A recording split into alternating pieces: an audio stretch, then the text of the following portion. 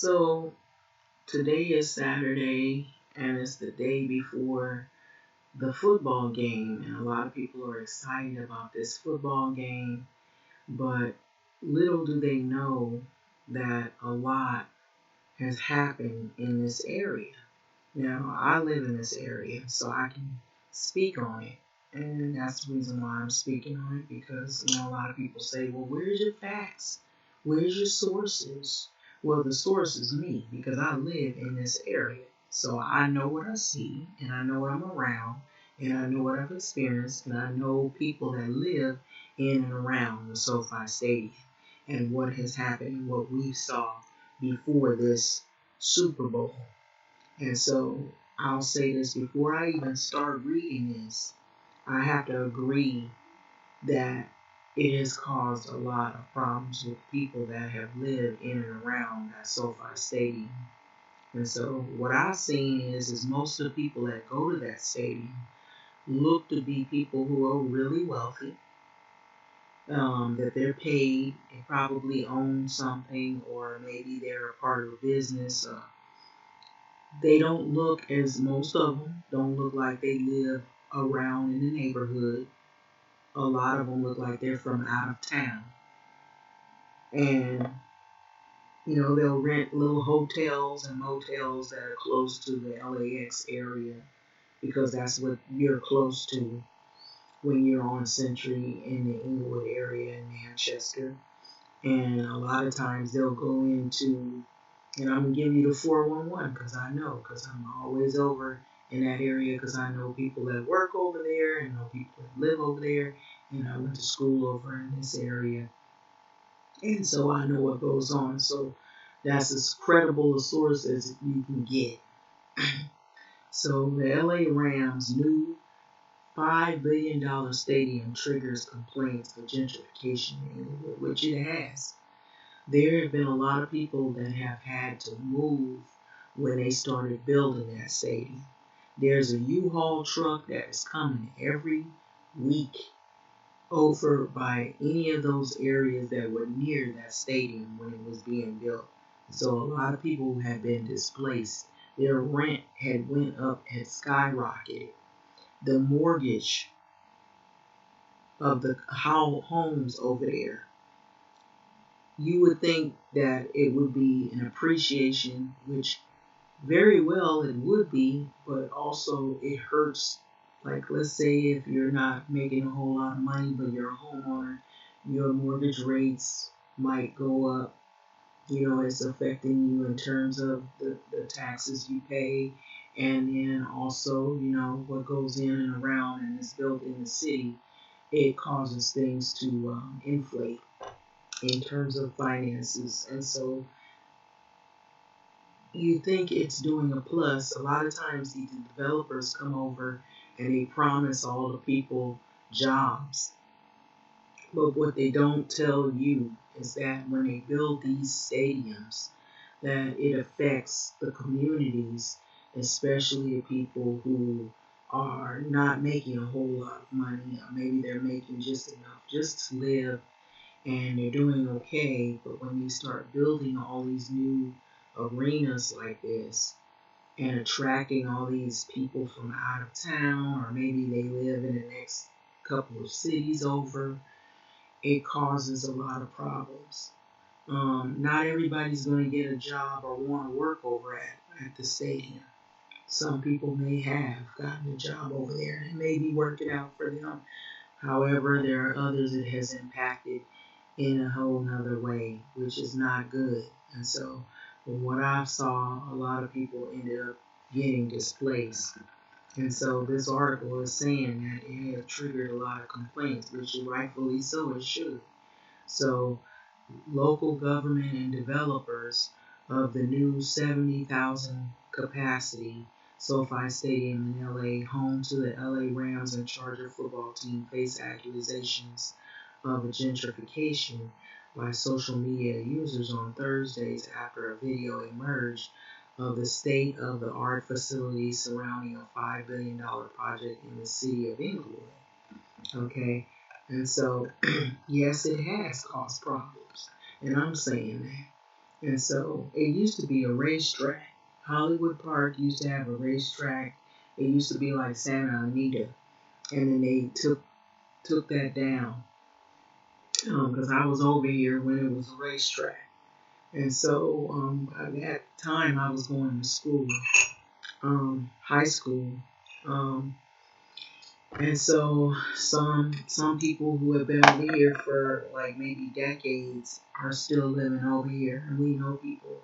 And so a lot of people ended up having to move further away. You know, they promise you jobs, they promise you all of these good things, but then they don't tell you the details behind them building these stadiums. So the SoFi Stadium is nearing completion. This is after nearly 4-year construction, while its opening has been delayed until September because of the pandemic. So the stadium, which it seats 70,000 people, so, mind you, the pandemic is not really over, but they keep saying it is when you still have people that are getting sick. And what I heard is those shots that they've been giving people, and now I'm gonna add more into this, is that you only have a certain level of immunity, and then it might keep you out of the hospital, but that doesn't mean you won't catch it. And everybody's body is different. What one person can handle, another person might end up in the hospital anyway. You can get all your vaccines and still end up in the hospital. I would believe that that is the case, especially if your health is fragile. So the stadium, it seats 70,000 people, so it's going to be a lot of congestion tomorrow on Sunday, Super Bowl. It's a lot of excitement because the halftime show is supposed to have, some people who also grew up over here and lived over here when they were younger. And Dr. Dre, Snoop Dogg, you're going to have Kendrick Lamar, The Weeknd, Mary J. Blige, some people that are from other places, but they're big name artists. Many, many other famous people will probably be, performing in the halftime show. Eminem, I heard, is supposed to be, I believe he's from Detroit, if I'm not mistaken. You have some artists from New York performing. And so it says that it was previously home to the Hollywood Park racetrack, which that's true because I was here when it was a horse racetrack. And in the city of Inglewood, it was 10 miles southwest of LA. Okay. And so now you have just a casino and you got this SoFi Stadium, and I believe they're supposed to have like eating places, shop and stuff. So they say after a video had emerged showing a new artificial lake being built as part of the multi-million dollar project, social media users on local residents criticized developers for seeking tax breaks, which they do get hefty tax breaks, while criticizing the local governments for leaving roads and education without necessary funding, which they promise. These places will, these places they claim they're building, they say, oh, it's going to help the schools, it's going to help the community, it's going to bring money into the community, but it doesn't. It takes money away and out of the community. And so that money doesn't go back into the community. And most of the community people that have been here a long time residents end up getting displaced and end up getting evicted, or they have to move. They're forced to move because they can't afford the rents. And so they don't put no money in the schools and they don't put no money on the road. I can tell you that right now. There's roads that you go blump, blump, blumpity blump. And I don't see not one dime, not one iota of a dime being put in those roads. They could care less. All they care about is the money that they collected or is sucking away out of that stadium. So they can build, they build this Rams stadium, Charger Stadium, but can't fix the potholes. Exactly, there's a lot of them. The sweep, the sidewalks, and fund public schools in Inglewood. I hate this government, the user was saying, okay? Which I understand that person that posted that video had all the right to do so because that is what's happening. I'm going to tell you right now, I live over here. That's what's happening. That's the truth. That is what's happening. This neighborhood is they treat black people like, oh, y'all in the ghetto. We don't care about you. And then when those people come over here, they come from other places. They rent a hotel, a motel, and come over here with all that money, and they don't help nobody but themselves. The only money they put in is in and out. They go to in and out and all the little eating places around here. And then they a lot of them are at in and out. And they get in that parking lot, they're drunk, they fight, they fight over teams. Here you got people, they fighting to live, they fighting to keep a roof over their head. And you got these people fighting over football teams. And so it goes on to say that in 2015, the Associated Press had reported that the developers of the stadium would seek to recoup $100 million in tax reimbursement in the first 5 years of the operation of this stadium. And not a dime will Inglewood and any place around Inglewood see. The stadium's developed by Hollywood Parkland Company, a joint venture between Stockbridge Capital Group and the Kroenke Group, or Kroenke Group.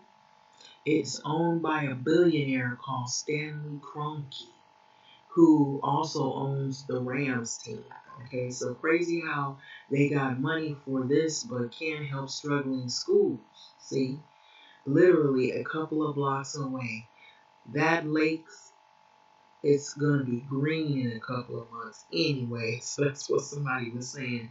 So, ladies and gentlemen, the home of the SoFi Stadium. So you see all the comments that people are making about the SoFi Stadium. So I'm just telling you how greed works. And so these people, they always come to communities where people are struggling. And, you can't move miles away, give them a job, and then expect them to move miles away and then try to come back into the city to work at the SoFi Stadium. It doesn't work like that. And so that's just not going to happen. And a lot of these people have lived here for years. And you see people look like they lost. They don't know where they're going. They asking you for direction. So you know they're not from the neighborhood. They just come to the stadium. And it's sad. It's really sad. So not very long ago, this happened. I think maybe a week ago, a man was in a parking lot and somebody punched him and knocked him out, and I guess they attacked him, and they had to put him in a medically induced coma when they put him in the hospital because they said they found him in the parking lot and he was knocked out. And it's the fighting. It's the fighting that they do over there. They need security. They need police over there. And you would think they would have that, but they don't have a lot of that. But they say for this Super Bowl, they might have to because there's supposed to be a protest that's supposed to be taking place over there, and there might be also counter protesters. And it's supposed to be the freedom, the trucker freedom convoy, something like that. And they started in Canada. And so they've been branching out. They plan to come over and pop up. Homeland Security was warning that this could be a possibility. I'm not for certain that it could be gridlock, where the traffic could be so heavy that people can't get into the area where the stadium is. So, from what I've seen, I just tried to go online to see what tickets were like, and just even on a regular day, it's hundreds and hundreds of dollars just for one seat. And those ain't good seats. They the worst seats in the house. And they want hundreds of, so yeah, I can believe like some have said even the worst seats for the SoFi Stadium might be 4,000 just to get tickets. And then that you might not be be able to see the players playing. They look like ants down there. So it's the bad seats. In other words, they say you're paying like thousands and thousands of dollars for bad seats just to get in there.